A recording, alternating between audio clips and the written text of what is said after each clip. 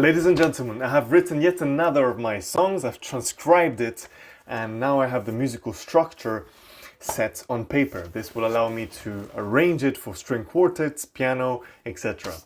There are a few challenges that I have encountered here that I've solved. One of them, and the main one that has been happening over the last few transcriptions that I've been doing, is that of delineating correctly the time, quantizing the chords. So where to put these bars. So in this example it's a bit easier because it is a 4x4 tempo, so there's just 4 beats every measure. So I'm delineating time by 4 at the speed of 102 BPM, beats per minute. So that's been fine, but in previous transcriptions, the 2 previous songs that I have transcribed, there are at times where I had to quantize time in more beats or less beats. So maybe 5 times or 3 times, 2 times. So at specific moments during the song, I had to extend or shorten time. I still have to think about where do I start and finish this quantization. Then I had to change a few of my notations. Actually, I'm using jazz-inspired notation, notation that I've learned from my guitar teacher, Tony. Shout out to Tony and Tony Clapton, or Clayton actually. He's called Clayton, Anthony Clayton. That was to make sure that the right notes were being played and that it was easily read.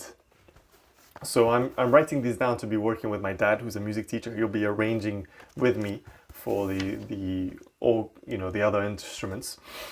Now, for instance, in this case, I'm playing the harmonies A minor sixth, right? But I had to add this little M, major M, because it's a major sixth. Because at another moment, so that we play the correct sixth, I play here a minor sixth. It's just a semitone difference. Semitone is just it's a different frequency, but it's relative to the structure of the harmony. It is at the same position. It's at the 6th position of the harmony, but it's just lower than in the major 6th. Okay, that has been one of the challenges, and one of the other challenges was that of the dominant 7. I used to write in the previous transcriptions that I've done, I wrote the dominant 7 with just a letter that represents the chords and a 7 next to it. If it was E7 dominant sounds like this, in contrast to just E normal major, E major.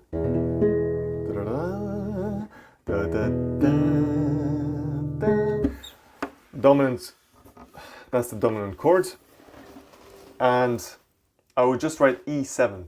But because there are moments in this Petit à Petit song that I play 2 notes together, these 2 notes actually. So it goes, right? That's how it goes in the song. Those 2 notes don't represent this clear harmony. It's just 2 notes that are actually very next to each other. It's the step right next to each other. And if I wanted to make it formal, meaning, saying there's no thirds, so a chord normally is made of at least 3 notes. The first note, which is called the tonic, the third, which is major or minor, and the 5th. And then if we're talking about dominant, there's a 7th, it's called the 7th, which is the 4th note. Okay, there's 4 notes, and you can go to more notes. But in this case, there's only 2 notes, and those 2 notes, actually, if you want to be formal, in this case would have been tonic, number 1, first, then it would have been the second note. And additionally, there's no third and no fifth. I would have said so E, then the next note which is a F, that's just a semitone above, and there's no third and no fifth. So what I did is I just write the 2 notes, that's it, and say those are the 2 notes. There's less to write, making it simple. And that's how I wrote these, and I decided to just put it around together. So, in order to not confuse whenever there's an E7, because I didn't specify other aspects, I added the triangle 7. So I think that's in jazz notation. And here, there's an example. F sharp, triangle 7. In that case, it's very clear that it's a dominant. I think in jazz they use the triangle. So it is, and in this case, F sharp, dominant 7 is. All of these are dominant 7th.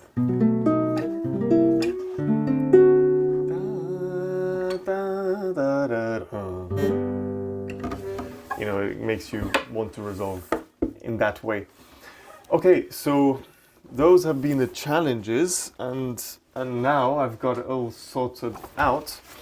I do want to point out about the rhythms. So you see here, I do put the rhythms because my dad needed to know that, and part of it is this circle represents 4 beats. Normally, this means that this harmony is played for 4 beats. Now, the important aspect in this structure notation that I've written down is that this does not delineate the rhythm of the harmony. It just delineates how long we will stay upon the foundation of that harmony, meaning that there will be, we can dress it up however we want, but that harmony will remain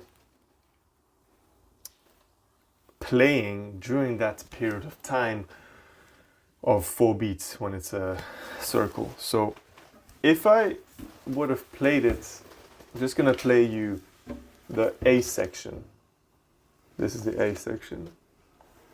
And you see it's just a bunch of circles. If I would have played it like it's written there, literally, I mean, it would go like this.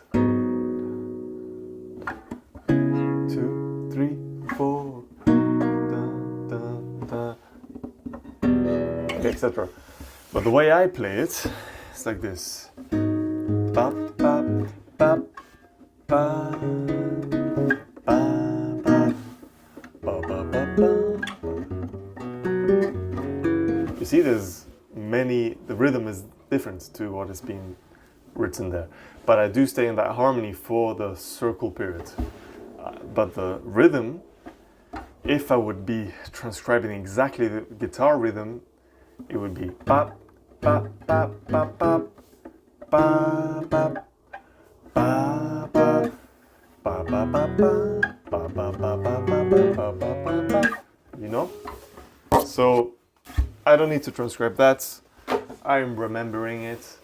And we might go for other rhythms for the other instruments. Anyway, petit à petit, little by little.